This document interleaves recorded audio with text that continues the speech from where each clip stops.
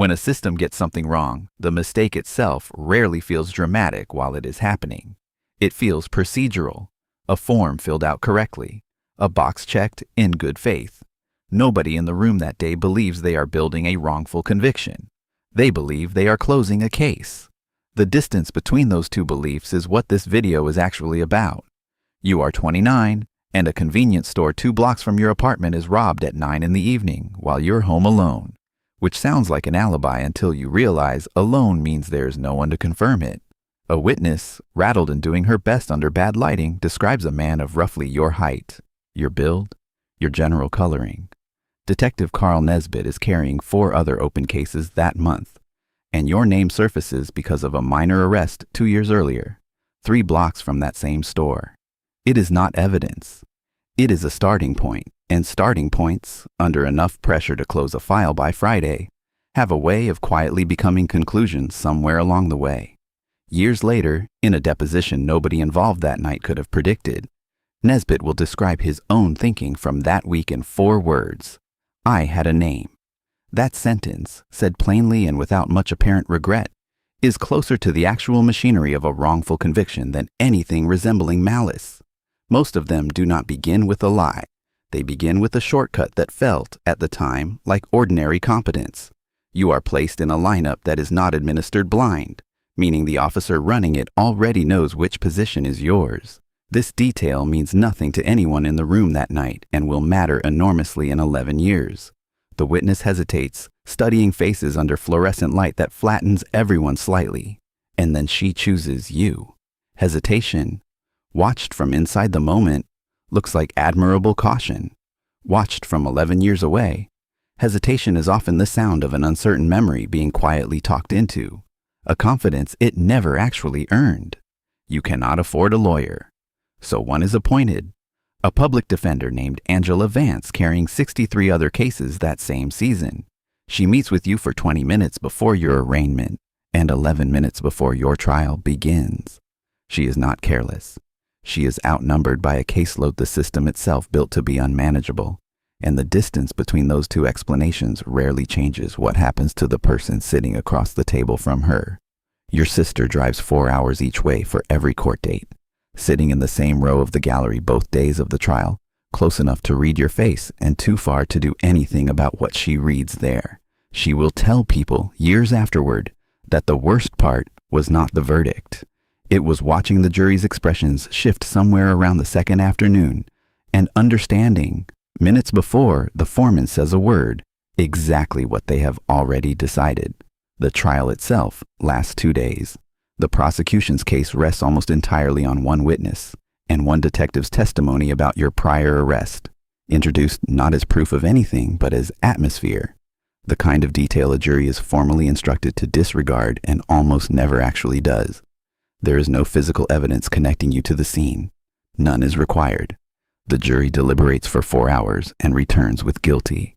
The judge, bound by sentencing guidelines that leave him almost no discretion to weigh how thin the case actually was, hands down 18 years.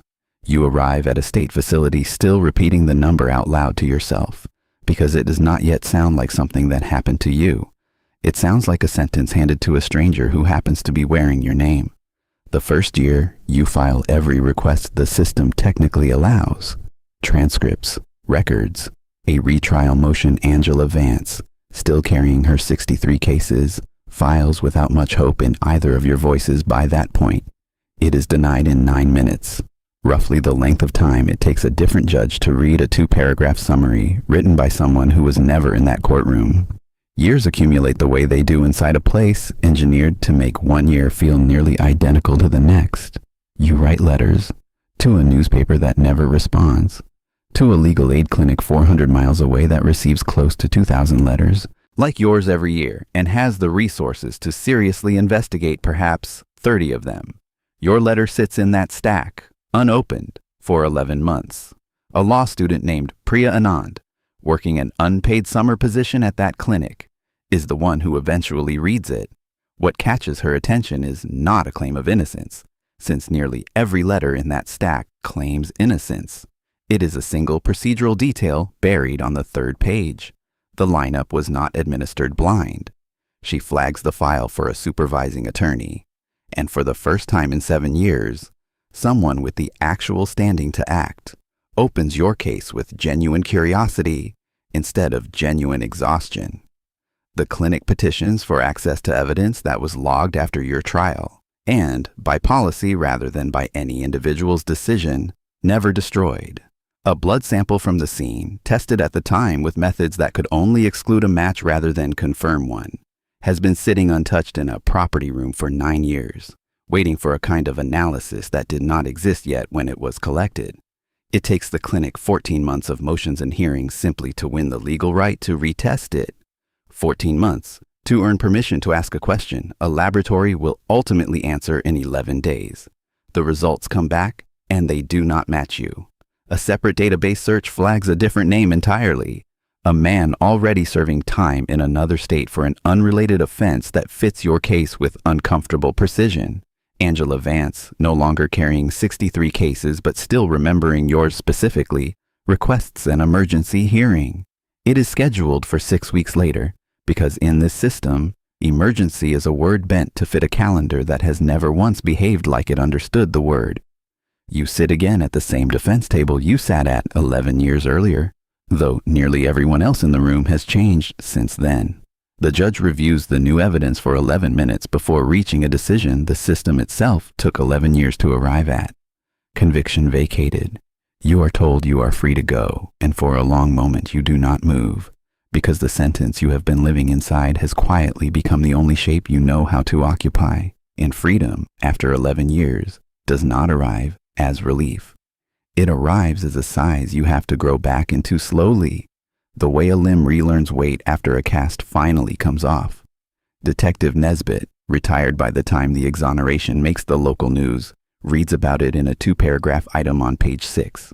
He will say later that he thought about the case for exactly 1 evening, and then, like most cases from that era of his career, let it go. Not out of indifference exactly.